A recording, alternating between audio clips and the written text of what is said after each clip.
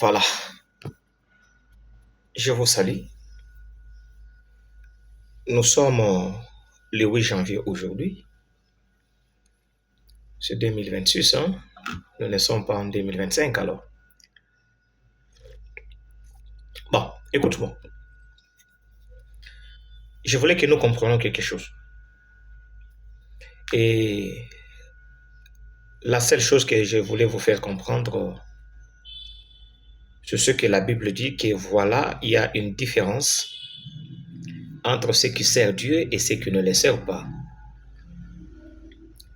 Bon, je me pose la question, où est cette différence?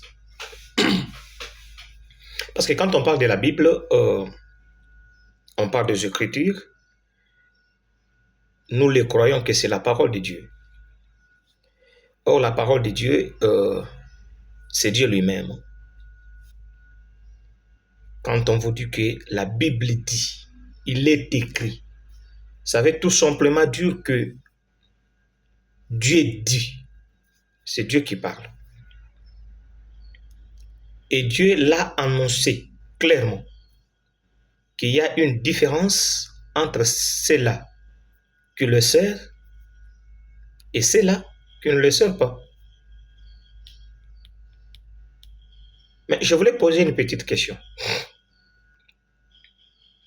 Est-ce que tout le monde qui sert Dieu sont-ils enfants de Dieu? Et tout celui qui sert Dieu est-il chrétien?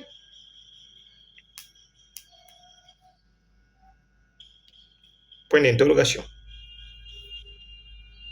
Parce que, à mon humble avis, je le crois, que tout enfant de Dieu est serviteur de Dieu. Tout enfant de Dieu sert Dieu, est serviteur de Dieu, dans un domaine quelconque. Mais tout serviteur de Dieu, ou tout le monde qui sert Dieu, n'est pas forcément enfant de Dieu. Si vous y allez dans la Bible, vous allez voir qu'un jour, Élie était dans les guérites. Le corbeau est venu nourrir Élie, voulais-je dire. Et quand le corbeau est venu nourrir Élie, c'était au service divin.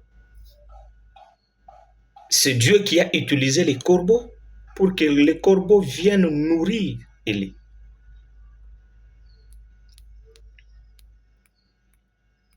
Dieu s'est servi du corbeau pour accomplir une mission.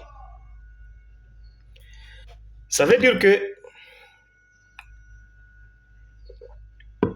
il est possible que Dieu se sert de certaines personnes pour accomplir une mission, mais ces personnes ne sont plus forcément enfants de Dieu.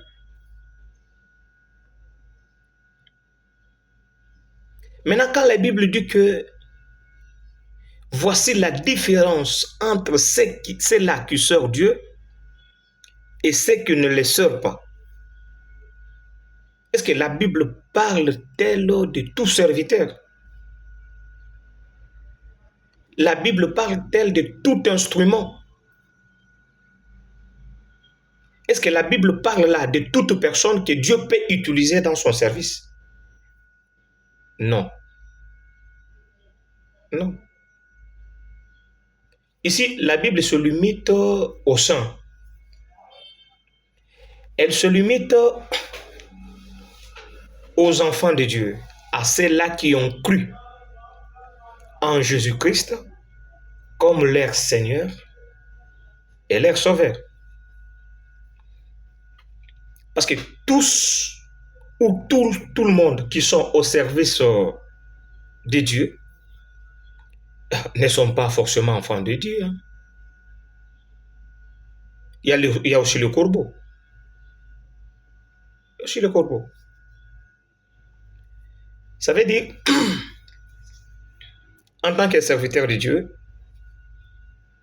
ou en tant que instrument de Dieu, nous devons faire l'effort de contrôler notre vie. Savoir, est-ce qu'on est enfant de Dieu ou on n'est plus enfant de Dieu? Parce qu'il y a de ceux-là que Dieu se sert d'eux, qui ne sont pas ses enfants. Il y a aussi de ceux-là que Dieu se sert d'eux, mais qui sont ses enfants. Or, le royaume des cieux n'appartient pas à ceux-là qui servent Dieu. Nous n'allons pas entrer au ciel parce que nous sommes serviteurs de Dieu. Nous n'allons pas entrer au ciel parce que nous sommes l'instrument que Dieu a utilisé pour accomplir une mission. Mais nous allons entrer au ciel juste parce que nous sommes enfants de Dieu. Parce que nous avons cru en Jésus-Christ comme notre Seigneur et notre Sauveur.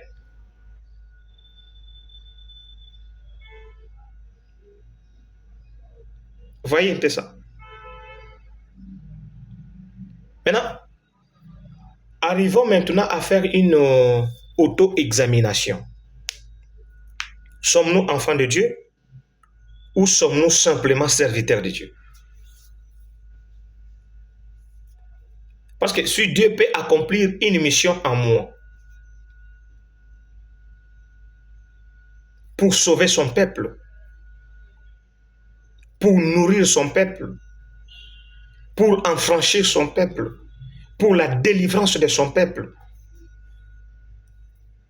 cela ne prouve pas à suffisance que je suis enfant de Dieu. Mais ce qui peut prouver à suffisance que je suis enfant de Dieu, c'est quand je vis Christ en moi. Parce que même l'apôtre Paul nous le dit très clairement, que Christ en moi, c'est l'espérance de la gloire. Par là, il voulait dire que si j'ai Christ, si Christ vit en moi, et que moi je vis dans Christ, j'espère qu'un jour, je le verrai. Non seulement que mes yeux les verront, ou les verra, j'entrerai aussi dans le royaume des cieux.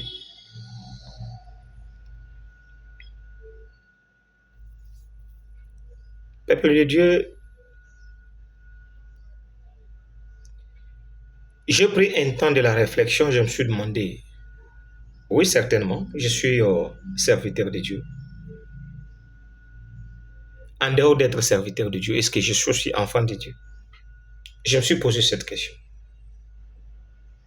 Or, pour être enfant de Dieu, il y a aussi des critères. Hein? Il y a des critères. Ah oui, hein?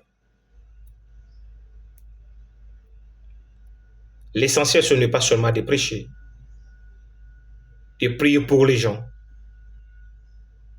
Mais le plus essentiel, c'est le siècle à venir qui nous attend. Parce que dans les siècles à venir, nous avons un compte à rendre.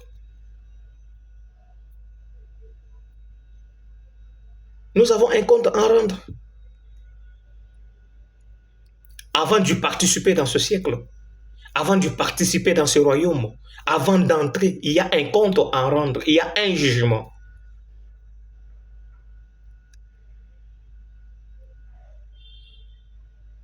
J'ai aussi commencé à faire une étude sur ma vie. Est-ce que ce jour-là, si on me place devant les juges, devant la justice du ciel, devant la justice de Dieu, est-ce que je serai une personne qui pourrait être déclarée juste ou injuste? Est-ce que je serai exempté? Est-ce que je serai exempté?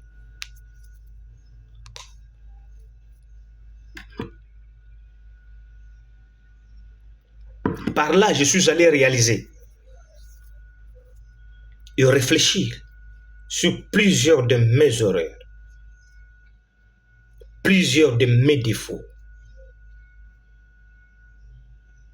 plusieurs actes que j'aurais commis qui ne donnent pas gloire à Dieu. Ouf, je reconnais mes fautes, mes erreurs, mes faiblesses. Je me dis, Seigneur, me voici, avec mes erreurs, avec mes défauts, avec mes faiblesses. Et ce que j'ai sollicité chez Dieu, ce n'est que sa miséricorde, ce n'est que sa grâce. Peux-tu aussi regarder dans ta vie quelles sont tes erreurs?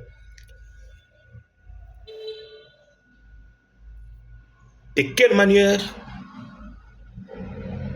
as-tu énervé la parole de Dieu? Parce que si tu réfléchis de cette manière-là, tu auras la possibilité d'avoir l'esprit de la... je dis quoi? L'esprit de la repentance. Ça veut dire, les temps où nous sommes, c'est le temps de la repentance. Repends-toi de tout ce qui est comme mauvais comportement. Tout ce qui est comme la vie du péché. Tu verras la gloire du Seigneur. Christ va vivre en toi et tu vivras dans Christ. Tu verras sa gloire. Et tu vas entrer dans le royaume des cieux. Que le Seigneur vous bénisse.